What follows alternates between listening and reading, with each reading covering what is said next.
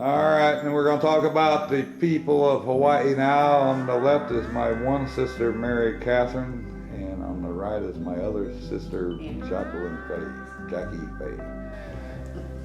And so you're going to tell us about the people of Hawaii. So one of our first encounters, first thing we did was we went and bought a bus pass because we were already walking hundreds of miles every day. Trying to go to the hospital and back, so we lost a bunch of weight. We found out about the bus pass, so we bought a bus pass. And the very first day we were on the bus, little Asian lady, tiny little thing, she taps me on the shoulder. She's sitting behind us. She must have seen us because as soon as we got off the airplane, we had cameras in our face, asking about our parents. And she must have seen us, and she taps me and puts $5 in my hand. And what did you think happened next? I tried to give it back because I said we were doing okay. And she had a look on her face and a tear in her eye, and I can remember, researching some things about cultures and things, with being a nurse and all, so we know how to take care of the patients. And I gently whispered to my sister, that's her blessing. And so I took the money and I tapped her back and said, thank you so much. So then we're at the hospital and lo and behold, there is a coupon just laying on the counter. I think it was for so many cheeseburgers. 10 cheeseburgers for $5. Like, seriously? So we had used most of our money already, and because in Hawaii it's not cheap when you're having to not do a vacation and trying to eat and stay there for 2 months. So, wow. Hi Mom, hi Dallas. What are we forgetting? So anyhow, so we actually had dinner that night on our little Asian friend that we met on the bus. So that was really super cool. It was super cool. So the Hawaiian spirit was awesome. The other thing that happened, we were at Straub Hospital, and the poor nurses every day would have to literally pretty much put on wetsuits and shower with Mom and Dallas as they're scrubbing the burns. And every day they would come out and they'd be just drenched with sweat. And never once did we hear an unkind word of those nurses, and not one infection did our parents get. And then one of the nurses knew that, she knew we weren't on vacation and we were struggling. And next day she brings us a 30-gallon trash bag full of fresh mangoes from her yard, from her tree. We ate mangoes till our bellies just about popped. They were good. They were very good. Very fresh mangoes from the Hawaiian Islands. You can't go wrong with that. I think you should tell the story of the restaurant with the Squid? no, well, yeah, I forgot about that one. Yeah, Or octopus? yeah, it gets the what is those things called? Justin gets them all the time. But anyhow, so go ahead. It's a little restaurant. Well, that was when Mom got out of the hospital. Yeah. And first of all, Sis and I, we walk into the hospital room, and Mom had been kind of a Looney Tune because of being out of her element, being out of her home, surviving the plane crash, and she was in what was called ARDS, which is a very bad condition of the lungs where many people do not survive. The good news is when it's trauma ARDS, you can turn around from it. And the nurses and doctor staff did such an outstanding job that she had zero movement of her lungs one day, and the very next day, she looks at me and my sister and says, I'm going to be discharged from the hospital. And we said, okay, Mom, okay, you're going, well, okay, we're going to be discharged. Yeah, we thought she'd lost her mind. And the doctor came in and said, yep, she's going home. So anyway, so we decided when we got her in the wheelchair, and she was in the hospital so long, we thought, well, let's take her to get something to eat. And at this time, we were blessed with lots of cards that had came in from the hospital that we work at, with $20 here, $20 there, $100 there, and we just banked it all so we would have money to eat, because we knew Dallas, the journey was going to be longer for him to get out because his burns were really, really severe. Anyway, we take Mom to this little restaurant, and we knew nothing about it, and they brought us over a delicacy from the native island of Hawaii, and I'm wanting to say it was fried squid. For me, who doesn't eat seafood of any kind, but you could see the look on their faces. They said, "Oh, we saw you survived," and they were talking in there, it was really amazing. And they put that squid down, and I remember this one over here said, "You gotta eat it. You gotta eat it. You can't offend them." And so I took and dipped it in the sauce, and I'm chewing and I'm chewing and I'm smiling and I'm chewing and stuff. And but they talked about how they saw them on TV, and that people usually don't survive the plane crashes, and that they've been praying. And it just amazed me how strangers you never even knew had all said that they've been praying for our parents and for us.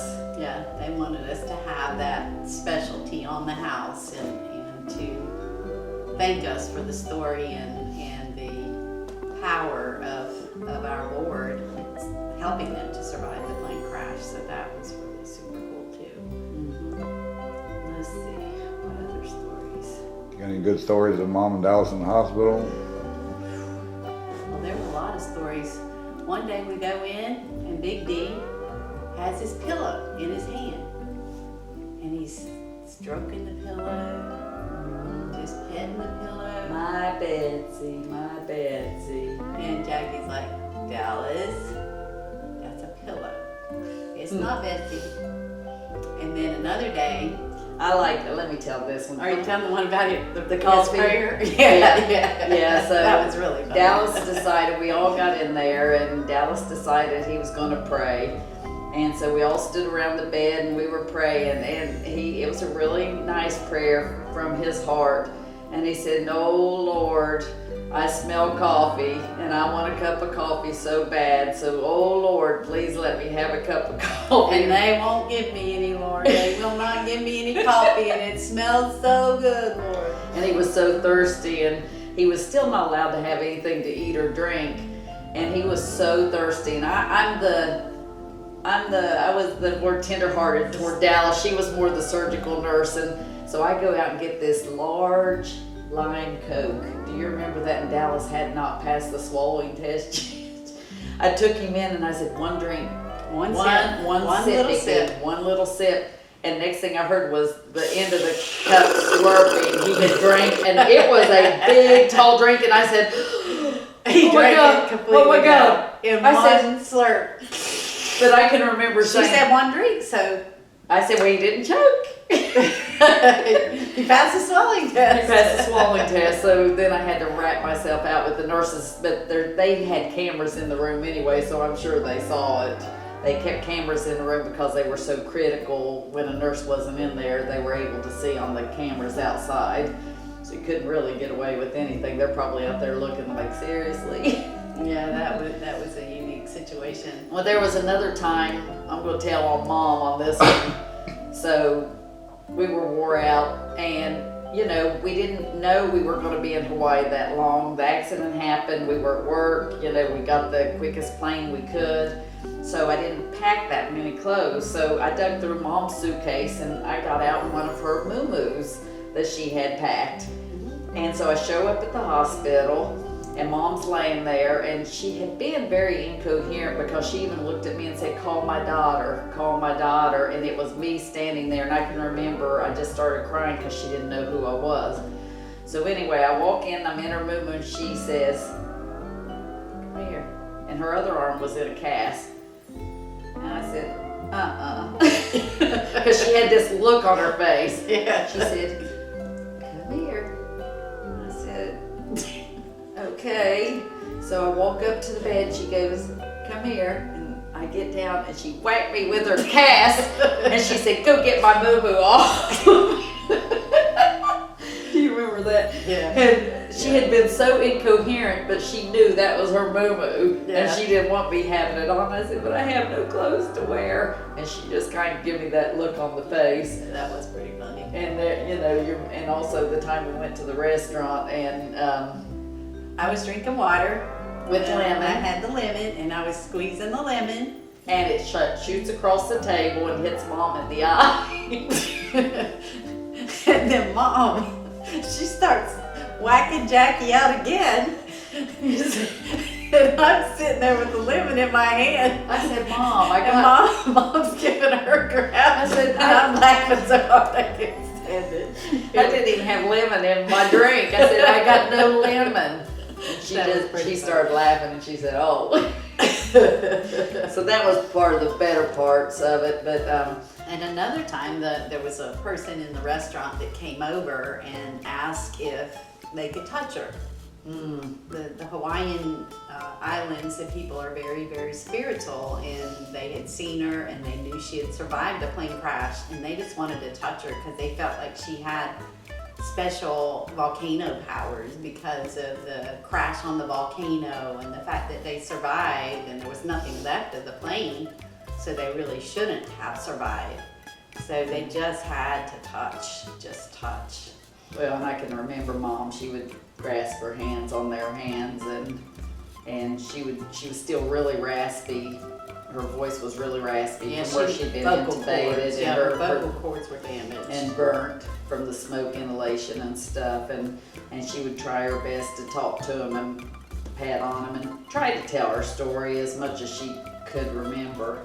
But there were so many things that happened with this accident. I mean, I know it's already been mentioned about the gentleman that rescued him from the helicopter, but we thought it was pretty amazing, especially his last name was Wilson, and we are all Wilsons, our maiden names, and our dad, was a Wilson, and so we'll never forget that as long as we live. And just some of the stories behind it. There's so many things, but when you're so tired, you just don't remember. You can't remember everything. Yeah, I remember every day before we'd go to the hospital, I would just go out and take a walk on the beach just to try to clear my head, and Jackie would go with me, and we would meet several people along the way. We'd stop, we'd walk to a pier, little pier area, not really a pier, but they had rocks out into the ocean, and people would see us and recognize us, and then they would also talk, and pretty much the whole Hawaiian Islands were praying for our parents, so it doesn't surprise me that they ended up, making it through that whole massive ordeal. When we talk about them not getting an infection or anything, they were both very brittle diabetics. And if you know anything about diabetics, that means you are at high risk for infection with every little thing that happens. And for them to sustain such severe burns and never get an infection is really miraculous. And because their intake was poor. Yeah, because they were getting tube feedings because they weren't able to swallow for the longest time. And so they had tubes in their nose. When we walked in that first day, it looked like somebody had taken a pumpkin and turned it upside down, and that was their head. It was like this massive fluid-filled You could almost see through it. head. It's translucent, and their lips were charred black, Well, another time we went in Dallas. and the nose hairs were charred. Do you remember Dallas? I teased him later and said he looked like a big ham because they had that mesh all over his head and stuff. It was Pork grafts. yeah, it was They like put pork skin like grafts nothing on. I've ever seen in my life. And not only was he burned, but they did grafts from his legs. So they take like this. It would look like one of those things with the wheel that cuts cheese, and it just cut big areas of skin off his legs to put it on his arms and stuff, because where he had lost all of his skin all the way down to the muscle, they had to rebuild all that. But one thing I can say, for Big D to have such severe burns, that man did everything they asked him to do. You remember him standing in the doorway stretching and stuff, and it would rip open under his arm, but he never lost much range of motion because he was so dedicated to his Every stretching. single day that you literally, it was kind of like hanging from a coat hanger into the door jamb of your room. and he would have to pull that arm with a pulley system as tight as he could. And as he pulled, it would stretch it. And the other thing, they flew in a guy from Maui to the main island because with their burns being so extravagant, they could get really bad webbing of their fingers.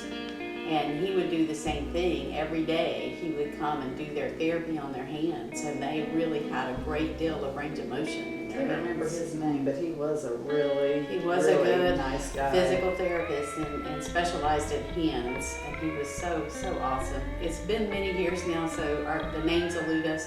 We can't forget Benny. Yeah, Benny was awesome. We the hotel that the airplane crash people put us in was a party hotel, so we weren't getting any sleep. And to be at the hospital from morning till dark, riding the bus, not getting sleep because they're partying all night. Our Aunt Donna had come in. That's another story. We'll have to go over that in a minute. But she had stayed, had gotten a really good deal at the Marriott Hotel, which is down on the water, but it sits back a ways. And so when my husband got there, because everything, my mom took the really bad turn, we got all the family in, Brother Rip came, Brother John came, the rest of everybody got there. He said, you can't do this, you can't not sleep. So he went to the hotel people, told them the story, and said, is there anything you can do for a cut rate so that we can, survive in Hawaii for 2 months? And you're not on vacation, so it's not like you have a pocket of money stored up. And so Benny comes out, he goes and talks to his manager, and he says, you guys are kami aina. That means family. You get the Marriott family rate. And for $80 a night, we had a room with 2 double beds, and that was like, it was a little bit far from the water, but you could certainly see the water when you were out on the deck. Until Mom came home, then we realized the room wasn't going to be. Oh, that's right. The room wasn't going to be big enough because she had to do the burn care and the all of that and the wheelchair. Next thing we know, we come in, we had taken her out to dinner, and Benny says, "I got a surprise for you." So they gathered up all of our things, everything, moved every little thing, and refused to take a tip. Moved us, into a suite. They said we were family, and so we had this big, huge suite with beds on both sides of the room, a couch, a TV, a volcano view, basket of fruit, and double bathrooms, one shower for us and the bathtub for Mom. It was just unbelievable. And he made us feel very welcome, as did all of the hotel people there. I felt like I was leaving family when we left there. I really, like we were a part. We definitely had become a part of the island when you're there for 2 months. Then we go to check out of the hotel. And another surprise. Tell them about that. I don't remember. With the bill. The bill? From our hospital? Right. Our hospital had called up there and worked out some kind of a deal or something, and they paid the bill. Pretty much. I think, almost all of it. I think we maybe, after being there almost 2 months, maybe paid $500 out of pocket, and that was it. That was it. For being there 6 weeks. We were there 6 to 8. I can't remember, 6 to 8 2 weeks. months. 2 months, yeah. And You guys got cards and had money and stuff like that? yeah, we used to. Yeah, one day we were out, remember? And Mom and Dallas got one from one of their church people. Yeah. Oh, that was while they were still out. They were still They like were still in the a coma. hospital, yeah. And we had no money to eat on, and their church, one of their church family people from Ohio, sent them a card, and it had money. And I remember we said, or should we take it? And we felt guilty. And I can remember that was me. I said, I'm hungry.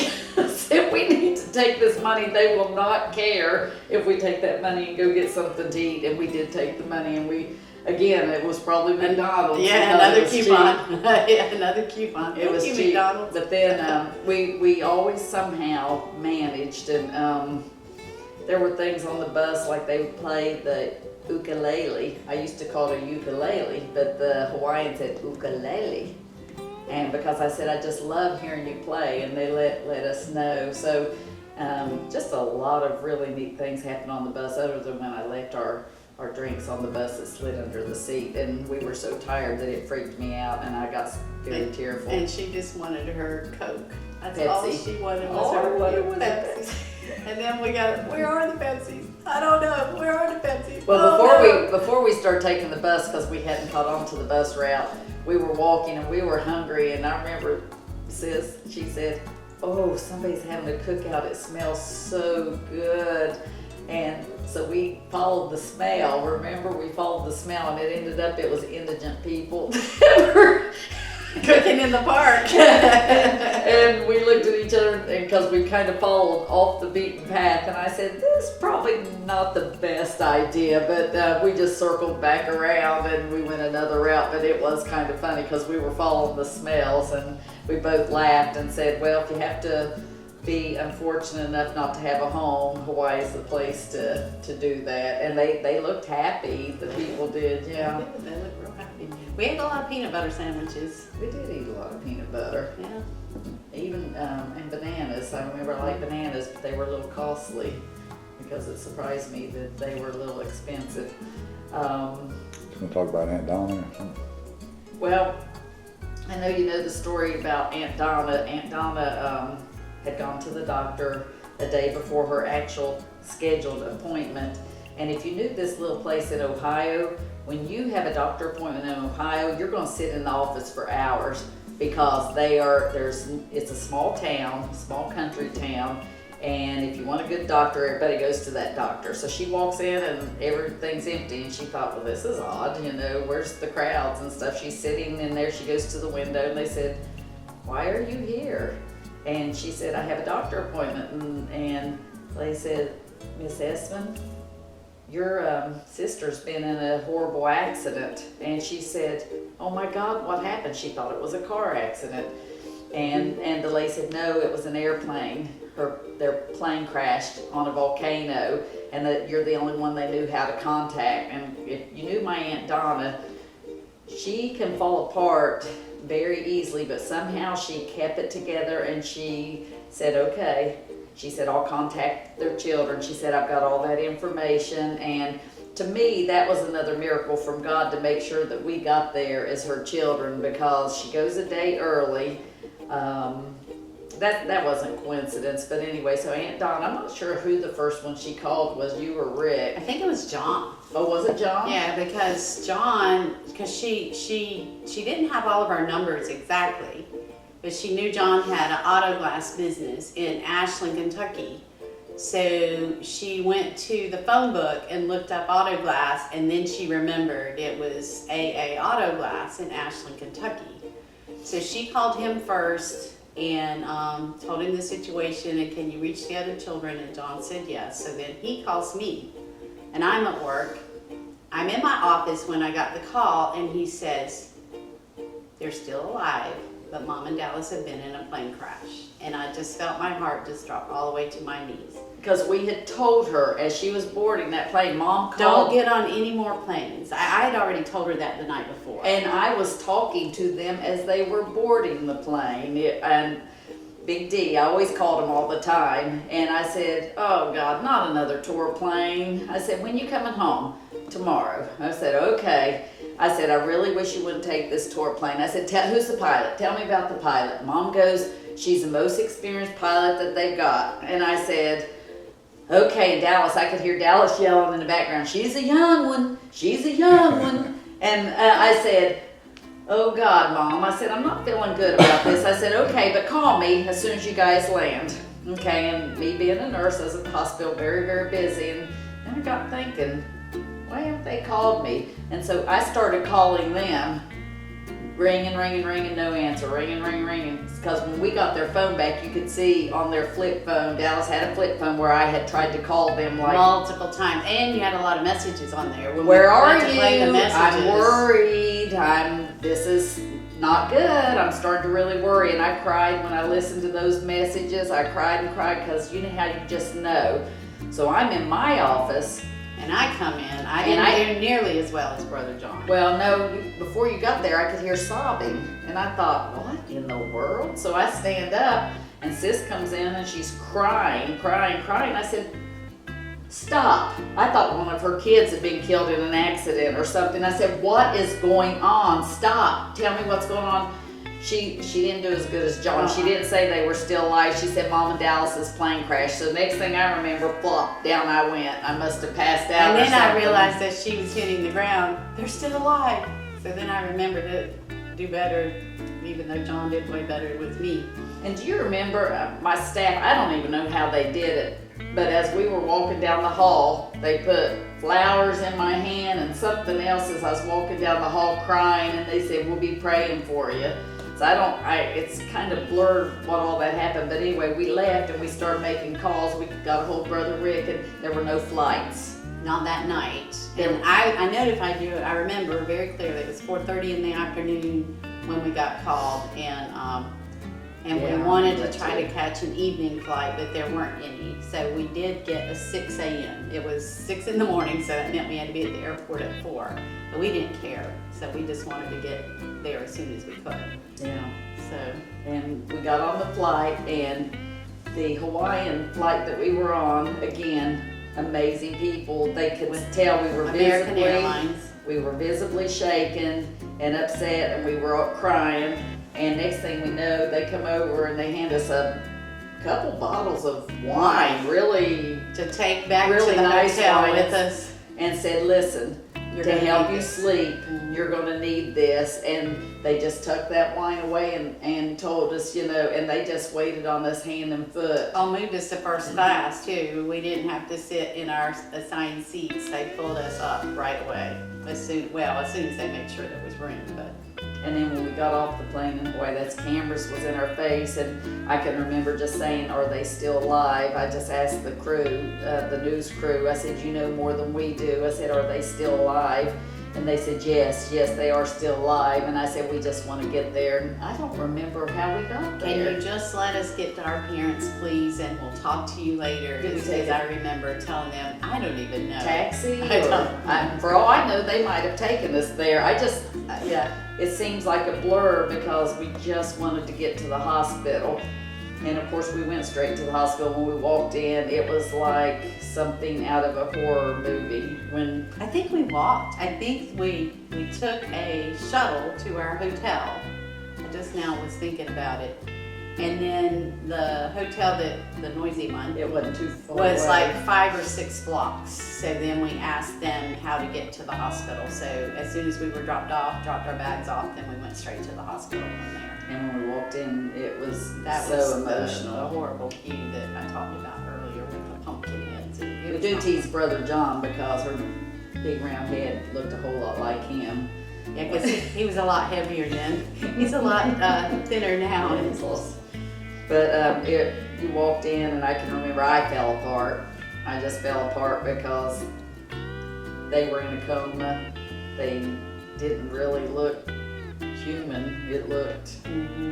I've never been around burn victims like that before, that soon after an accident, and it was like nothing I've ever seen before. And the staff were so good at saying, this will get better, and they. you will be really surprised. And really, their faces did look like they'd had plastic surgery when it finally healed. So Smooth as silk. it was like it caused almost like a dermal abrasion, and it was amazing how well their skin went. The other thing that happened that we were really tormented by, and originally they were flown from the Big Island to Queens Hospital because it's a trauma hospital, and they didn't know if they had significant trauma injuries. And then when they realized that they weren't really having any broken bones or anything from trauma, then they were then transported across town to Straub Hospital, which was the specialty hospital for burns. But Queens kept calling us every day because their jewelry had been cut off, because they had called us once they got our number and said they were going to have to cut the jewelry off because they were getting ready to intubate them, put them on breathing machines, and we said, fine, cut whatever you need to cut. And so after about a week, and they kept calling us every day, we thought, well, let's just go get their stuff so they'll stop and leave us alone, and then you can tell them what happened when we opened up that bag. Yeah, so we get there and we sign for everything and we open it up and we both just started crying hysterically because the jewelry had charcoal black all through it with, I won't go into massive detail, but it was not anything a child would want to see of their parent or vice versa. And just the smell and the look of the charcoal, it just kind of let you know what they had been through with the crash. It was just ashy, black. like you had been, like they'd been cooked in a charcoal grill. It was. And then when we saw Mom, you remember she had a big white mark where she had one of the big rings on. That was the only place on her hand that didn't get burnt. Yeah, it was under that ring. Yeah, and then she had artificial nails on, and so her nails did much better than Dallas's. Her nails saved her fingertips. Yeah, her having those fake nails on, her We're not endorsing that by any means. Her nails were better, and poor Dallas, his nails just really took a hit with the they burned the totally burns. off. Yeah. So I feel like the islands accepted us, brought us in as family. The nurses in Straub Hospital were in the critical care unit were unbelievable. The Coast Guard didn't give up on the search. They made that final pass, even though it was starting to get dark outside. They knew how critical it could be, so the Coast Guard did not give up until they rescued the parents. The hospital staff, the doctors, oh my gosh, and we, Mom loved those doctors. Her plastic surgeon, I wish we could remember your name right now. I've got it in a journal somewhere. But the people on the bus, to the hotel staff, to anyone out there that's seen this, I mean, I highly want to say thank you for all the love and support and kindness that was shown to us. From the very bottom of our hearts. And our hospital at, UNC Rex, and just our friends, the peers that we worked with, The prayers. the family. Let's not forget family. The Hawaiian Islands. Aunt Donna came out there. Aunt The Annie church. came out We there. can't forget that little The church. church sent more things than I could even I'm imagine. not talking about the Ohio church, the one that Oh, you, yeah, Mom, yeah. Dallas, in the everybody- Hawaiian Islands. in the Hawaiian Islands. The pastor really bonded with Mom and Big D, and even And I connected still with him get- afterwards. I still get things from that little church from time to time, just giving me an update on where they are. So not meaning to leave anyone out, but there was so much love and support shown to us. So through the trauma and the hardship and the agony, a whole lot of good came out of it as well.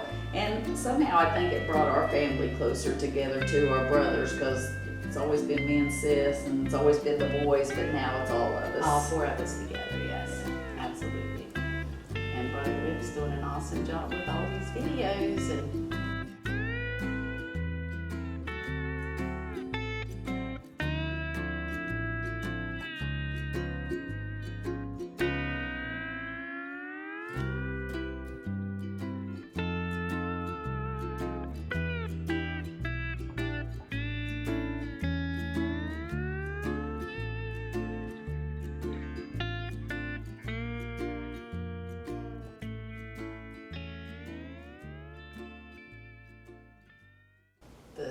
The fact that he did that video years ago has been a blessing because it lets our mom speak to us. And I know Mom's From up there beyond the smiling. grave. She's up there smiling because that fob didn't just appear for no reason. The cat had that little fob.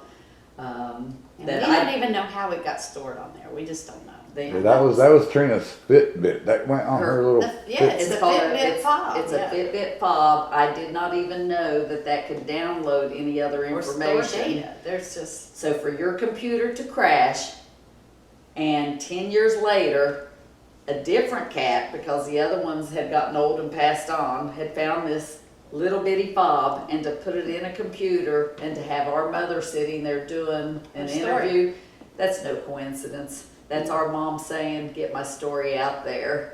And Mom always wanted to make sure, above everything else, she feels like some of the tour planes, you just got to be real choosy and be very careful about taking a tour plane and do your research and make sure the weather's good. She would tell everyone she knows, don't take the tour planes. if you can't get there by foot, don't go. Yeah, and Don't hers was a plane, not a helicopter, but the helicopters are just equally as dangerous. So, you know, if you want to go to Hawaii, just be careful about the tour planes you take. And that's the message our mom wanted to get out. Yeah, because many pilots go there because they need hours to get their license and they have no experience. So you just need to be mindful of that when you book. Yeah. But again, the biggest deal here is thanking the Hawaiian people for being there for us, for taking such wonderful care of our parents. And that way we could bring them back home.